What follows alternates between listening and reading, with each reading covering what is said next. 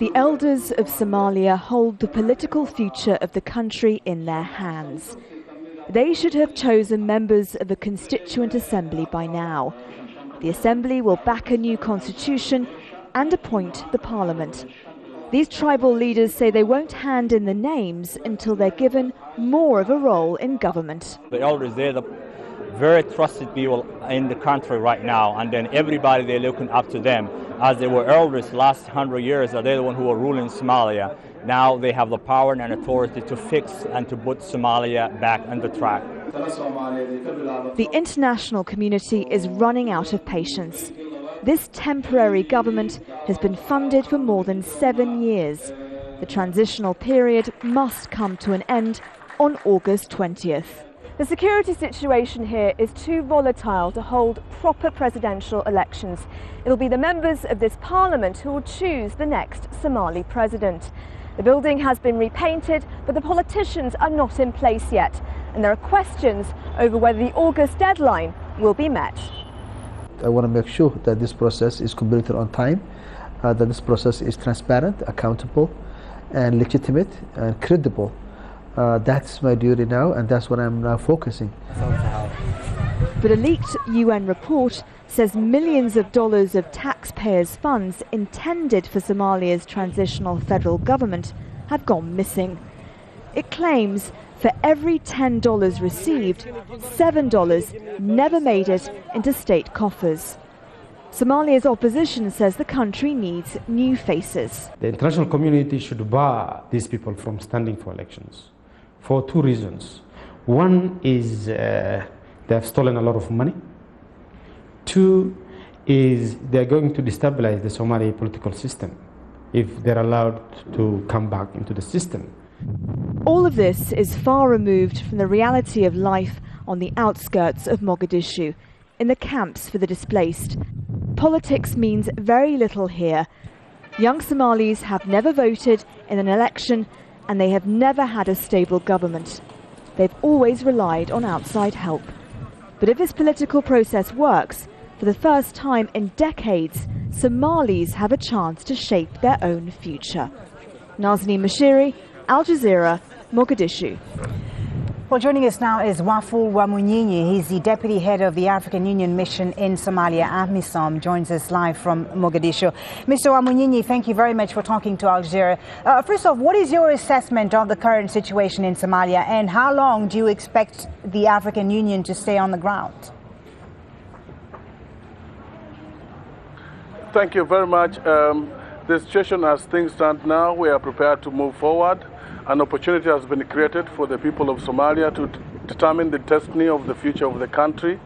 For the first time, we are holding a major conference, a Constituent Assembly, which is scheduled to launch on the 20th to select members of Parliament to adopt the new constitution and to move the process into a new era, which will culminate in the election of the president and the formation of a new government on the 20th of August. Mr. Wamunyinyi, sorry to interrupt you, but you talk of a new era in Somalia, and yet the country is still very much controlled by Al-Shabaab, especially in the south. They control the port city of Kismayo, of Markea.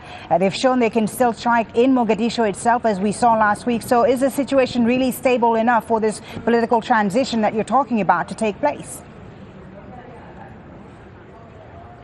A lot of gains have been made, and this needs to be recognized, that Al-Shabaab have been driven out of most parts of Somalia. But they still control a large part of the country. Mogadishu, all the towns around Mogadishu, and most towns in the south, including Afmado, all the towns along the Kenyan border and the Ethiopian border, they have lost ground in most parts. Even the remaining areas, it's just a matter of time. They will be removed from those areas, and shortly they will be on the run. Okay, now you talk about Somalis being able to take control of their destiny now. You talked about the political transition, but corruption, Mr. Wamunyinyi, remains a main issue still, a major concern. Reports from the United Nations says millions are missing. The Speaker of Parliament, the President, and even the Prime Minister, who are running for the presidency right now, are all accused of corruption. So how will you, the African Union, be able to work with a government that has such a tainted record? in the roadmap, good governance is one of the major pillars that are being addressed. And it is also an opportunity for the people to select the leaders of their choice. The members of parliament will have a chance to elect a new president.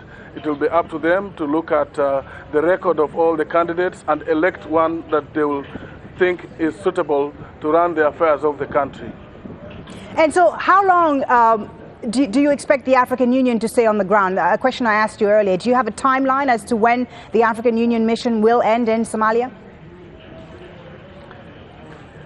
Yes, we are currently, of course, apart from the peace process, apart from the political process of ending the transition, we are also working on the rebuilding of institutions, rebuilding the Somali security forces under the security sector reform plan, and also rebuilding, the public service. We're rebuilding the police service, judicial service, correctional services, and as soon as, there is a new government, the country is stabilized, institutions are able to take their responsibility, the military, the police, and all the rest. There will not be reason for us to continue to be in Somalia. Okay, thank you very much for speaking to us. That's Waful Wamunyinyi, the Deputy Head of the African Union Mission in Somalia, live from Mogadishu.